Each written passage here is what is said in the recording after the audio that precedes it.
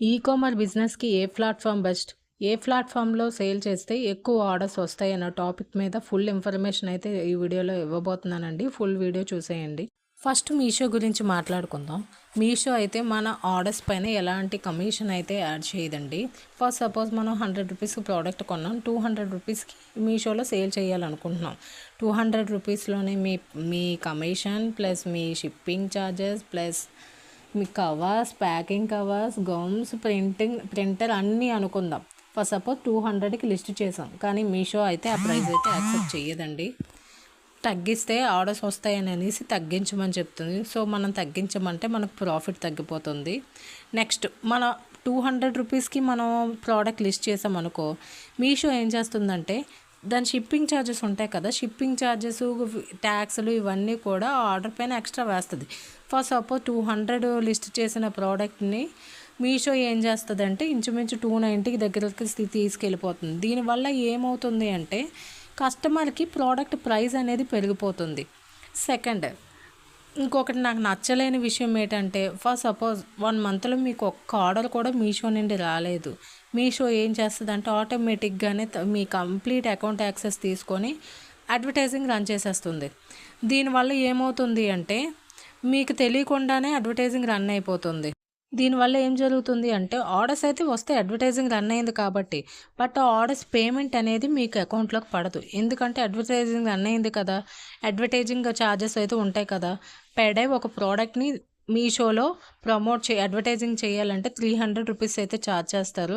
అలా ఎన్ని రోజులు ఎన్ని ప్రోడక్ట్స్కి అడ్వర్టైజింగ్ రన్ అయితే అన్ని ప్రోడక్ట్స్ అడ్వర్టైజింగ్ అమౌంట్ మీ అప్కమింగ్ పేమెంట్స్లో కట్టింగ్ అయిపోతుంది అనమాట. నేను మీషో సెల్లర్గా నా అనుభవం గురించి చెప్తున్నానండి. మీషోలో నుండి నేను ఇంచుమించు 30-40 ఆర్డర్లు అయితే పంపించాను. ఈ అడ్వర్టైజింగ్ ఆటోమేటిక్గా రన్ అయిపోవడం వల్ల నాకు ఒక్క ఆర్డర్కు కూడా ఒక్క రూపాయి కూడా అమౌంట్ అనేది రిటర్న్ రాలేదండి. ఎక్స్ట్రా 5000 ఎక్స్ట్రా యాడ్ కాస్ట్ చూపించింది. సో నాకు మీషో అంటే చిరాకేసింది. ఎందుకంటే ఫస్ట్ నాకు నచ్చలేనిది ఏంటంటే అది 2 పికప్కి త్వరగా రారండి. నాకు ఫస్ట్లో ఆర్డర్స్ వచ్చినప్పుడైతే నేను ప్యాక్ చేసి ఉంచేసేదాన్ని. నాకు డెలివరీ బాయ్, కస్టమర్ కేర్ నెంబర్లు ఏవీ తెలియవు. కనుక ఆర్డర్లు ప్యాక్ చేసి అలాగ ఉండిపోయేదాన్ని. తర్వాత మా ఫ్రెండ్ ద్వారా డెలివరీ బాయ్ నెంబర్లు కనుక్కొని నేను ఆర్డర్స్ని వాళ్ళకి ఇవ్వడం జరిగింది. ఇంచుమించు 30 ఆర్డర్స్ దాకా ఇచ్చానని, కానీ ఒక్క ఆర్డర్ కూడా పేమెంట్ కూడా నాకు రిసీవ్ అవ్వలేదు. ఈ ఆటోమేటిక్గా అడ్వర్టైజింగ్ రన్ చేయడం అనేది సెల్లర్కి చాలా నష్టం. సెకండ్, మీషోలో థర్డ్ పాయింట్ ఏంటంటే మీషోలో రిటర్న్స్ ఎక్కువ ఉంటాయండి. ఫర్ సపోజ్ మీరు ఒక మంత్లో 10 ఆర్డర్స్ పంపించారు. 10 ఆర్డర్స్లో 4 ఆర్డర్స్ గ్యారంటీగా రిటర్న్ వచ్చేస్తాయి. ఎందుకు రిటర్న్ వస్తాయి అంటే మీషో మన ఆర్డర్ల పైన ఎటువంటి కమిషన్ చేయదు కాబట్టి, తీసుకోదు కాబట్టి మనకి రిటర్న్స్ మీదే అమౌంట్ పడుతుందన్నమాట. ఒక ప్రోడక్ట్ రిటర్న్ వచ్చింది అంటే 168 రూపీస్ అయితే కట్ అవుతుంది.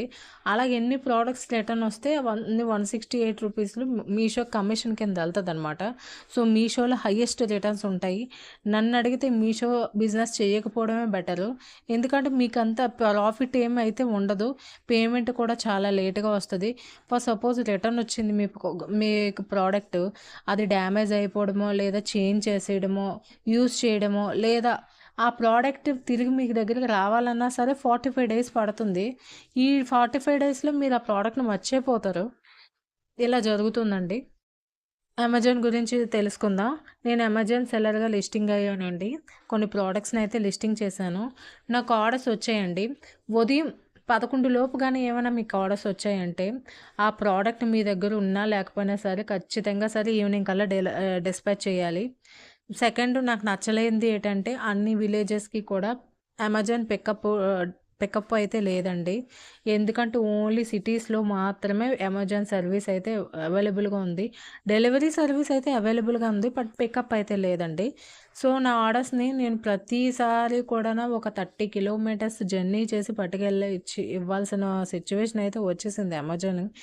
ఏ రోజుకి ఆ రోజు డెలివరీ చేయాలంటే ఎవ్రీడే ఈజ్ నాట్ పాసిబుల్. ఒక్కొక్కసారి అంటే ఏదో చేయగలం, కానీ ప్రతిసారి అంటే అలా చేయలేం కదా. సో నాకు మీ దగ్గర ప్రోడక్ట్ ఉన్నా లేకపోయినా ఆర్డర్ కానీ క్యాన్సిల్ చేస్తే కమిషన్ పడిపోతుందండి. ఏ రోజు ప్రోడక్ట్ ఆ రోజు డెలివరీ చేయకపోయినా కమిషన్ పడిపోతుందండి.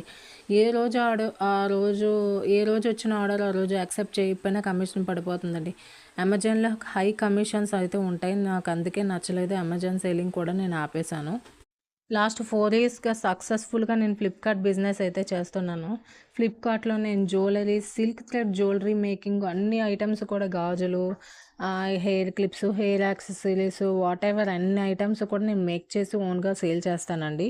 నెక్స్ట్ జ్యువెలరీ సేల్ చేస్తాను. ప్రెజెంట్ ఇప్పుడు రైనీ సీజన్ కాబట్టి నాకు అంబ్రెల్లాస్‌కి చాలా ఎక్కువగా ఆర్డర్స్ వస్తున్నాయి. ఫ్లిప్‌కార్ట్‌లో కూడా ఫ్లిప్‌కార్ట్‌లో మీకు బ్రాండ్ అప్రూవల్ లేకపోయినా సరే బెస్ట్ ఆర్డర్స్‌ని అయితే చూడొచ్చండి. ఎందుకంటే వేరే వాళ్ళ ప్రోడక్ట్‌ను ఫర్ సపోజ్ బ్రాండెడ్ నుండి హై ప్రొఫైల్ లిస్టింగ్ ఉన్న ప్రోడక్ట్స్‌ని కూడా మనం లిస్టింగ్ చేసుకోవచ్చనమాట. వాళ్ళ ప్రోడక్ట్‌ని మనం కాపీ చేయొచ్చు. సేమ్ వాళ్ళ ఫోటోసే ఉంటాయి. వాళ్ళ డీటెయిల్సే ఉంటాయి. కొన్ని సింపుల్ డీటెయిల్స్ మనం యాడ్ చేసుకొని వాళ్ళ ప్రోడక్ట్‌ని మనం కాపీ చేసుకొని లిస్టింగ్ చేయొచ్చు. అలా చేస్తే డైలీ కూడా ఆర్డర్స్ అయితే ఎక్కువగా వస్తున్నాయండి. నేనైతే ఎవ్రీడే కూడా కాపీ లిస్టింగ్సే చేస్తున్నాను. ఈ నాకైతే ఫ్లిప్‌కార్ట్ చాలా బాగా నచ్చింది. నా లైఫ్‌లోనే చూడలేని అటువంటివి ఆర్డర్స్ అయితే వచ్చాయి. ఒక రోజుకి 40,000 సేల్స్ కూడా నేను చూసానండి. అలా కాపీ చేసి లిస్టింగ్ చేసుకోవడం వల్ల. ప్రోడక్ట్‌ని మనం తెచ్చుకోవాలి. కానీ Flipkart is the best. Next వీడియోలో బిజినెస్‌కి జీఎస్టీ అవసరమా? జీఎస్టీ లేకుండా సేల్ చేయొచ్చా అనే న్యూ టాపిక్‌తో వీడియో రాబోతుంది చూసేయండి.